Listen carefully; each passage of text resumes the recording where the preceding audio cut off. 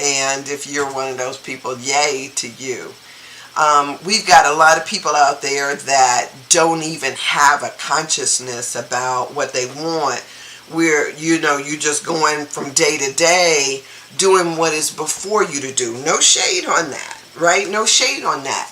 But also, I realize that there is something to which our souls are destined to do, to live, to represent even. I mean, can you imagine that we have eyes that are watching us? Or can you imagine that, say for instance, if for my family line, I am the healing force that needed to heal the past things, the injustices, hurts, all of those things, that I'm the deal maker on this level. Or it could be, and this is not about, y'all, people get so caught up in this, it's about money or cars or positions, or it's sometimes the very things that we are fighting for is the soul of it could be the soul of our family, it could be the soul of this country, it could have something to do with the impact that our lives have on the world. And if you're over there cowering in the corner, I'm talking to me. Look, girl, if you over there cowering in the corner and not stepping up, get to it. Sometimes we just need to hear that, right? So whether it's, I'm talking to me, or you taking it as a part of you, get to it. Let's get to it. Jump into it. Put your back into it. Yes, because, and it's funny. One of the things that I think that is a serious problem is this, conformity kind of attitude. Like we got to get with the program, somebody else's program. We feel like we got to cookie cutter our way through life. Sometimes it's your job to come in and break the mold, right? To be that deal breaker, to be that person that needs to, to be the correction in a particular moment. Oh, I forgot all about that. Let me see if I can do that right quick while I'm talking to y'all. To be the correction in a particular moment. Because, we need a correction. I was out last night and I went to a place, a little bar called The Crow, and it's not even called The Crow. I mean, on the sign it said Croatian. However, it was a band in there that was playing really amazing music. It was a girl band. Basses was on point. It was just a good and a wonderful, amazing groove. And it was so interesting because they were covering other songs. And, there was a style and a type, growing up. This idea of what the Motown sound was, or how people were supposed to present themselves to an audience. It used to be a prototype that was all sterile and clean. And then you started having people that came on to the scene that would make adjustments along the way, but not necessarily changing the whole thing. But then when there were certain people that came out who were different performers or had a different flavor or a different flair, it was one of those things like, oh, you could do that? You ever do that in your life? You'd be like, oh, I could have done that? Like, nobody told me that the rules had changed. Well, we need rule breakers is what we need, right? People who we no longer. I'm gonna say this. When I was a young girl, I can remember my aunt taking us to a spot. I don't want to call it the Sunshine because I think that was up on Noble. There was a spot. Was it on? Kinsman or Buckeye or someplace like that that used to do what we call, I forget what we called it, jam sessions, where they would have people, musicians that just came. Remember when we had the Euclid Corridor and a vibrant, soulful city where we had all kind of stuff popping off in different places? All of that, they systematically, I don't even want to talk about all of that because it gets me sad. It makes me sad. I will say that, we've had mayors, past mayors, that have in this idea of doing good for the city, do good not for, the soul of the city, but rather the, what do I want to say, the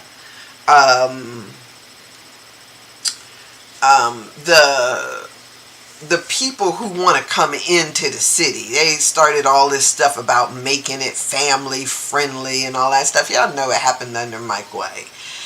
But in so many others, on this effort to clean up the city, what they did in this sterilization process, they ruined so much. It's kind of like when I talked to Dr. Brown, this idea that people are always having against fighting germs and bacteria without knowing that those things make it possible for other things to exist.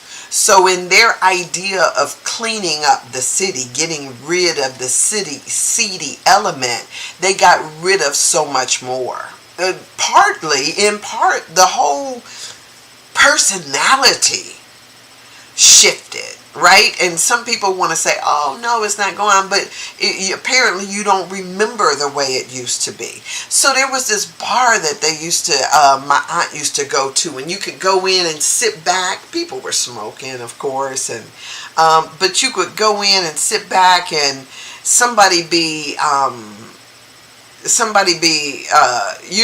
up there, singing or whatever and doing the blues, and then here comes somebody out of the audience and they want to play something, and then that blues singer is replaced by somebody else that got some bigger blues that they want to talk about, and they come to the front, and it becomes gumbo, right? The whole mix of the feel of the evening becomes gumbo.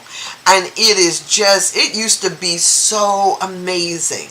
And then as I come of age and could actually go there legally, it's like, it's like, what? Who's going to take me? Because the places don't exist anymore.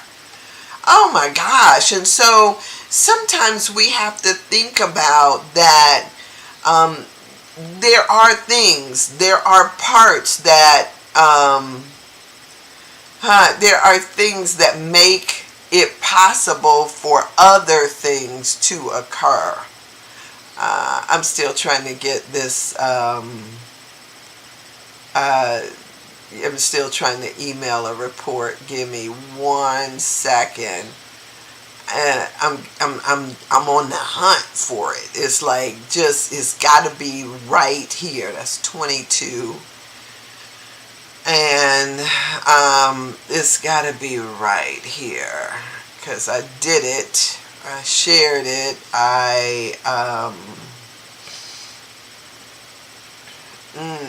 okay, so where is it at? Right, it's right where, Sandra?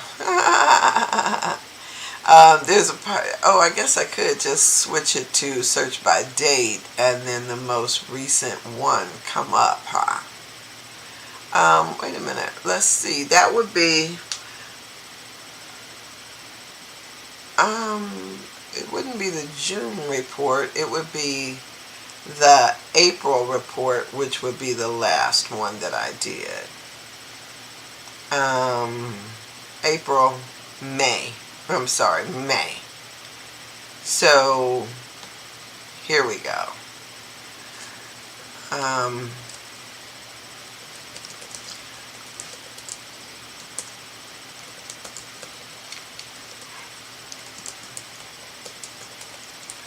All right, there we are. Alright, so that is sent.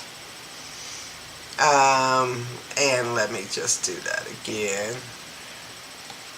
And so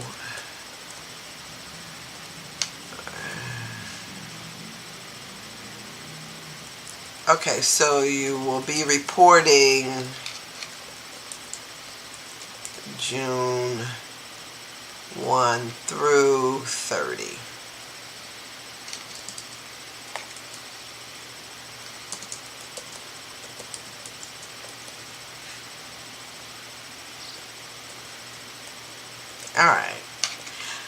All right, so there we go.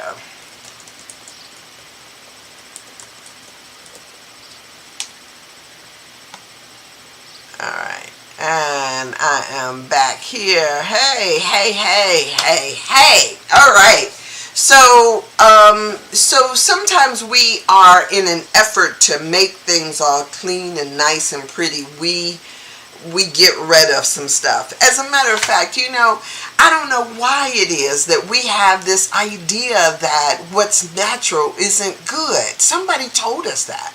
I mean, to some extent, people want to wash away, like here in this country, we wash away our natural body odor and we spray on perfume as if there is something inherently offensive about the natural essence of a person coming forth. We scrub away germs on things, on our countertops and on different places, thinking that somehow it's those things that, can you imagine that those things not only help strengthen your immune system and you, but also make it possible for other things to coexist? And because we look at something and we discover or we think that somehow it doesn't fit, we want to then just get rid of it. And that, my friend, can be the death of things. So, figuring out just whether it's with the music, whether it's art and entertainment, whether it is, the biome in your belly or that in your kitchen. Just figuring out what, that all of the things in the gumbo make it possible, make it good. When you figure that out, then you stop trying to sterilize every darn thing, because everything is not meant to be sterile. Everything is not meant to be sterile. I gotta tell y'all this. So my house, when you come into my house is my house. I live here. It is not a showroom.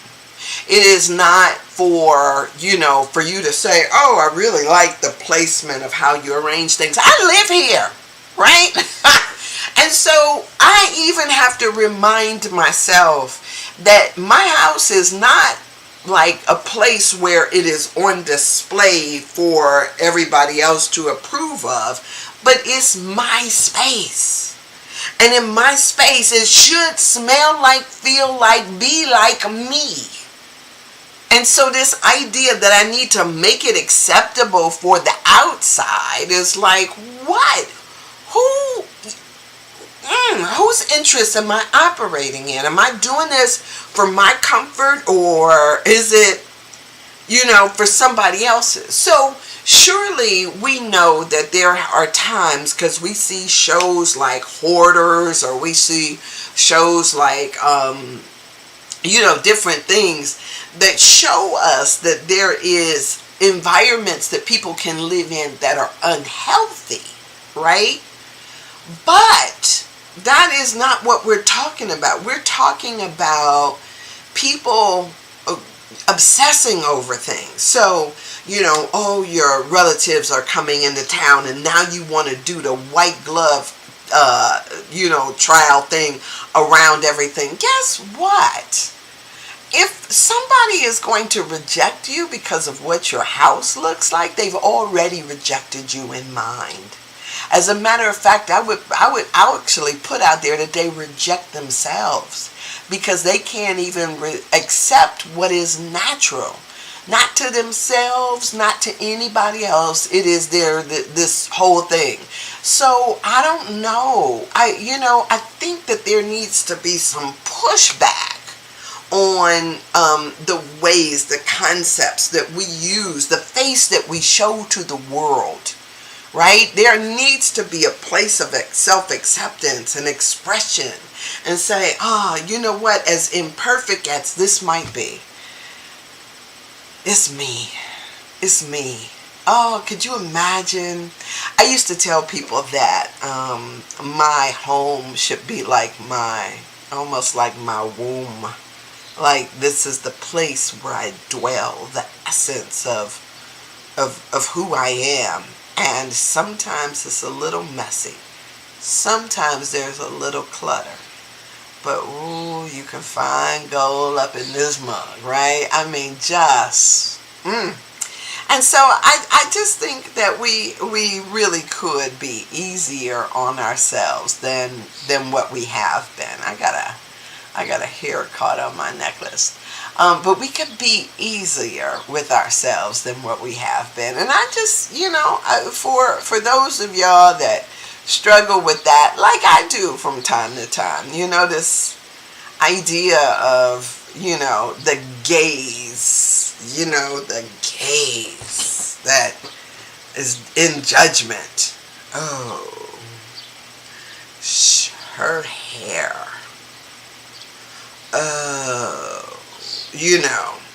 That whatever it is, come on, get up off of it. Yesterday, this band that I listened to, they did this, they did Tyrone.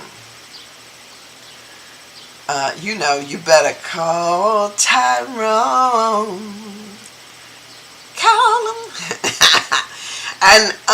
And it was so, it just reminded me of what Erykah Badu, the gift that she brought to music, even Amy Winehouse, the gift of the grit that they brought to music is just an amazing thing. And so when we start really appreciating the underbelly and what the underbelly can teach us, what the underbelly, the messages that it has for us. Ooh, it's so good. It's so good.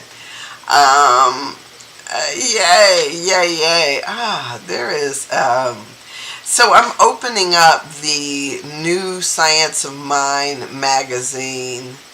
Oh, it looks like Reverend Raymond Anderson has contributed something here this month. I'm excited about that. Yay. And I'm also just looking around. I don't know exactly, but I don't know who wrote the daily guides yet. I'm still looking for that section. And it starts on page 32. But the fact that Reverend Raymond is in this month's thing, I'm excited about, so that I can see what it is that he is contributing. And the other person is Manuel. What is his name? Don't you love the way Don Jose Ruiz, and every mind is a world, and I think that this one has to do with shamanism, and so I'm excited for that. Oh, I can't wait to read that article. So let me do for you the daily talks. And we've got a new person that is writing it, Reverend Dr. Michelle Medrano.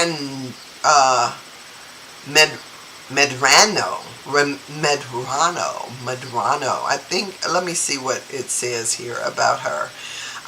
Discerning the spiritual truth about a condition or circumstance is one of the greatest skills we can learn.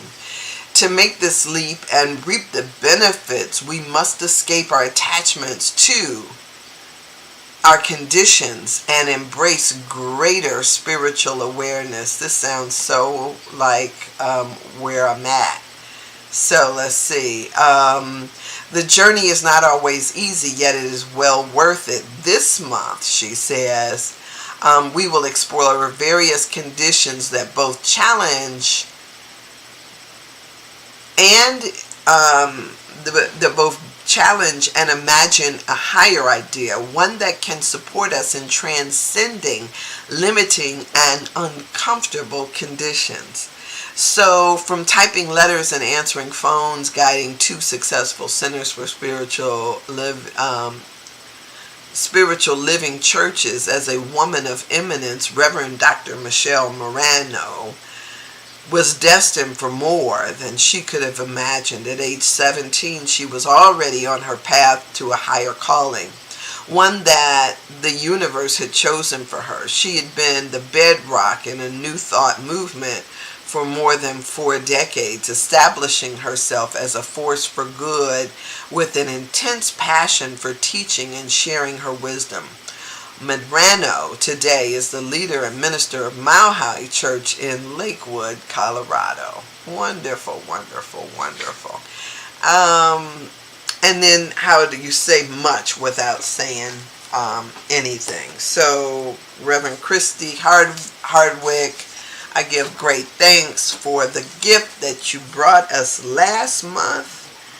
And now that we have our Reverend Doctor, not impressed by all of that stuff, but I'm going to give her credit because that's what she set out to do and she has done it. And so now Reverend Michelle is what I'm going to be calling her. She has written for us daily guides. Okay, so you know that each day, these daily guides, in July there will be 31. They come with 2 quotes. I got to go back to Reverend Christie's too, because she got some songs in there that I still want to ferret out. They come with 2 quotes and an affirmation. And so I want to share that with you. All right, so this is entitled for today, July 1st, Mind Over Matter. Mind Over Matter. Her first quote comes from Thomas Troward. And here's what it says. The general direction in which we all want to go is that of getting more out of life than we have ever got out of it. We want to be more alive in ourselves and to get all sorts of improved conditions in our environment. From Ernest Holmes, the quote is from The Essential Ernest Holmes, and he says, the quote is, "To learn how to think is to learn how to live, for each person by thinking can bring into their experience whatsoever they desire. If they think correctly and become a living embodiment of their thoughts." And so here we go. Let us read what Dr. Michelle wrote for today. It says, "One of the greatest pieces of advice I've ever received was simple. Don't believe everything you think. While it is simple, it is not always easy. I notice that my thoughts and awareness can fall into a little rabbit hole. Sometimes those rabbit holes are sweet, cute, and pleasant. Other times they are dark, dismal, and unpleasant. Learning to observe thoughts individually and as overall patterning to avoid and transform those negative rabbit holes is a central place for those of us seeking to change our lives for the better. Observation then becomes the key practice. It is willingness to be radically honest with myself that I think about myself and my conditions to discover the changes I want to make. It's a little convoluted. The dissonance between what I think, and the actual conditions I experience is the first rabbit hole to explore.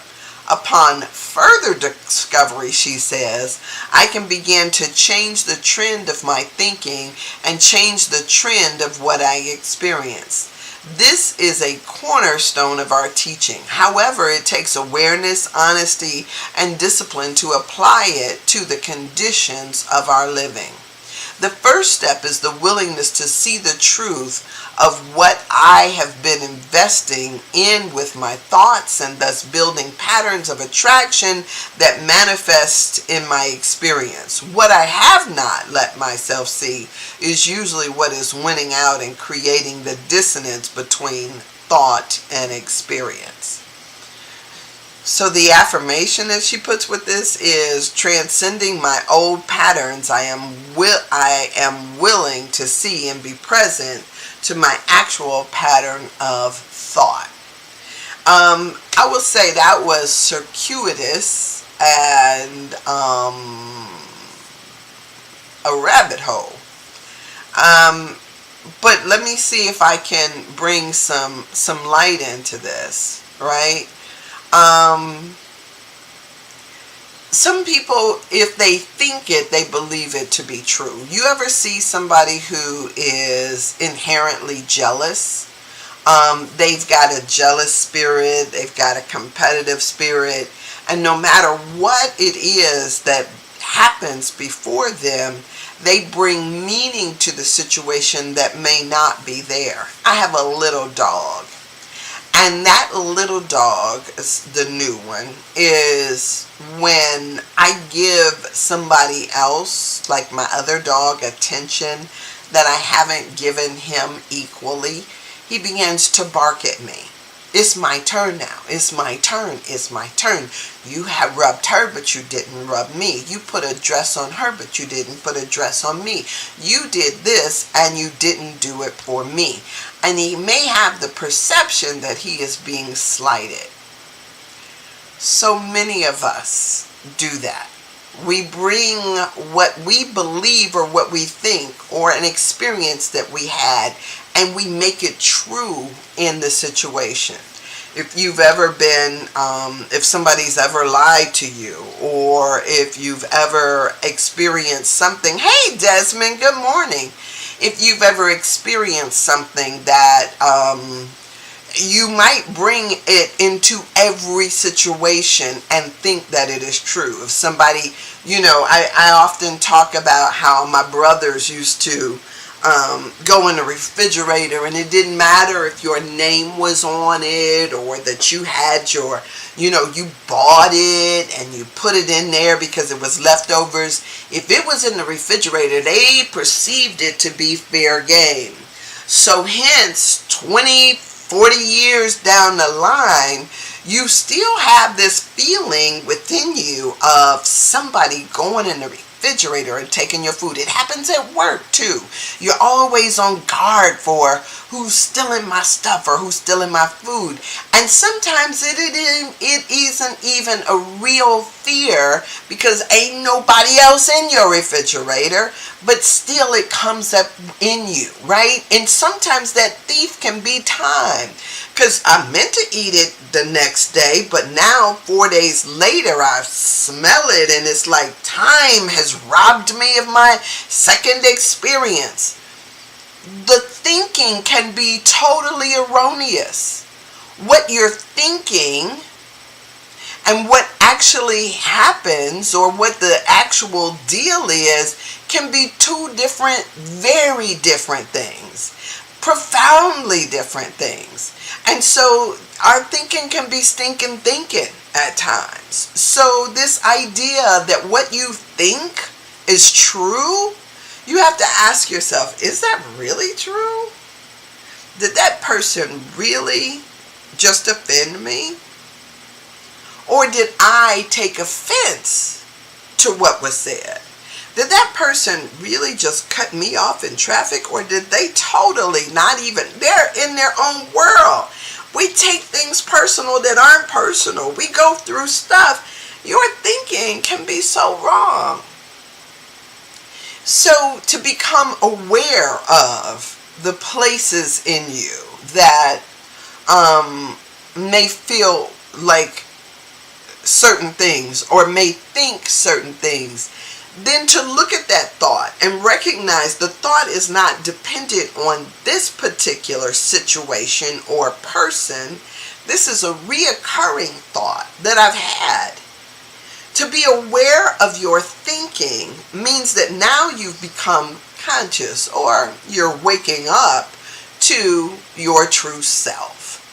So it becomes this thing of how do we bring consciousness to, awareness to what it is that we are dealing with.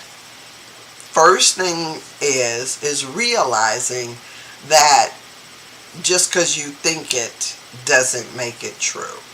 Just because you have a narrative behind it doesn't make it true. We see this in politics all the time. People will say stuff that has absolutely nothing to do with reality. But if they can create a good enough story, you're going to have some knuckleheads that buy into it. So, the thing is first bringing awareness. And once you first bring that awareness to a particular thing, think about why it is that you think this way. What you can do is create some space to then put in new data, new information, right? And so reading and studying epigenetics has helped me to unpack my family story and realize that what the past brings to the present, informing it, and I can recognize and say, that's an error thought.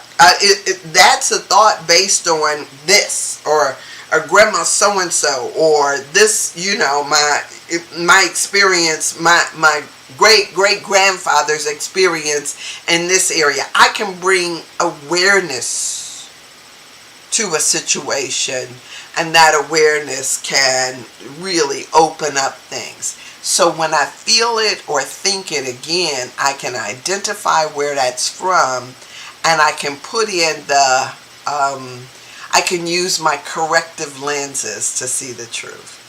All right, y'all, it's time for me to bust out of here. But I think that, that was a good place to jump off. And so I'm hoping that you have an amazing Saturday.